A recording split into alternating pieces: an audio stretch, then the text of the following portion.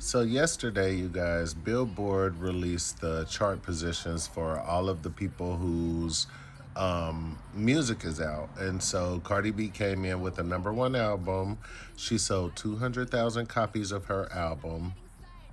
And after 7 years, to be able to sell 200,000 copies of an album is pretty fucking monumental, if you ask me. Like, I don't think any other rapper will be able to leave for 7 whole years and be able to come back and sell a number one album. So shout out to Cardi B. And shout out to Barty Gang. You already know how we get down. And shout out to everybody that bought her album. But for some weird reason, the Barbs were over in my comments and they were like doing this like ha ha type of thing in my comments. And I was so confused at first. But then they came out and were like, oh, well, she didn't outsell Nicki. Outsell Nicki? And what they're doing is they're bringing up the fact that Nicki Minaj's last album sold 228,000 copies. Cardi B sold 200,000. But Cardi B's first album sold 255,000 copies. And it charted on Billboard for 222 weeks. And that's something that Nicki Minaj has never been able to accomplish. She's never charted an album on Billboard for 222 weeks. As a matter of fact, Cardi B is the female rapper with the longest charting album ever since the beginning of Billboard's charts. So when you go and you remind them of that, like, wait a minute, Nicki lost the very first round. Like, she lost. Like, she's not in the competition anymore because she lost the first round. Then they run all the way back to 2010 and bring up the fact that Nicki Minaj's debut album, while it debuted at number two, sold 375,000 copies. But wait, if you're gonna go back into the pure sales era, we're gonna look at the bigger picture here because we're not gonna let you go back to 2010 just to try to beat Cardi. Because at that point now we have to bring in Lauryn Hill. And I know, there's a lot of debate over, whether Lauryn Hill is an R&B girly or whether, Lauryn Hill is a rapper. However, Lauryn Hill is credited as the female rapper with the most record sales in her first week. And Lauryn Hill's first week sales were 422,000. Lauryn Hill moved 422,000 copies of The Miseducation of Lauryn Hill in the first week. And so Nicki Minaj is not the best. And this is why the Barbs need to quit going around being domestic terrorists, because there are people out here who remembers the facts. We remember the facts. Nicki Minaj could not outsell Lauryn Hill. She didn't. And on top of that, y'all were scared on the timeline. As a matter of fact, I want y'all to check out this video I put together of this collection of tweets. Me and a friend of mine, her name is Trixie, we collected up a bunch of tweets over the last week to show exactly how the Barbs were acting leading up to Cardi's release and Billboard releasing the charts. Check this out.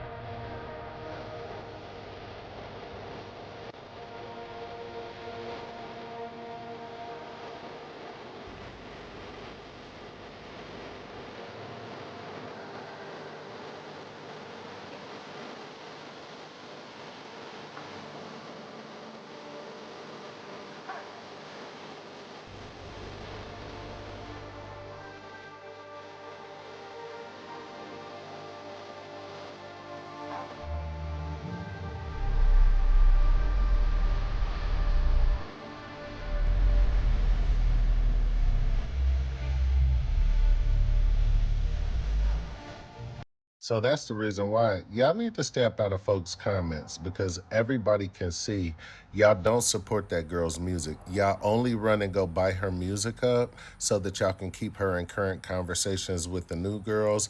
And I'm also gonna clock the fact of girl making those tweets on her page when the Billboard numbers came out because she wants so badly for Cardi B to be her peer so that she'll have a reason or some sort of a motivation to want to produce some type of good music in her mind because the music's trash, in my opinion. It's doing nothing but exposing. That lady is a bird, a whole fucking bird. And at the end of the day, what's destined for Cardi is destined for Cardi. She has the most replayable female rap album probably in history. I'm not even gonna hold you. Behind some little Kim shit. So she created a classic after 7 years. And that's the reason why y'all were so scared. So I don't know, man. Let that lady fade away like a Polaroid picture.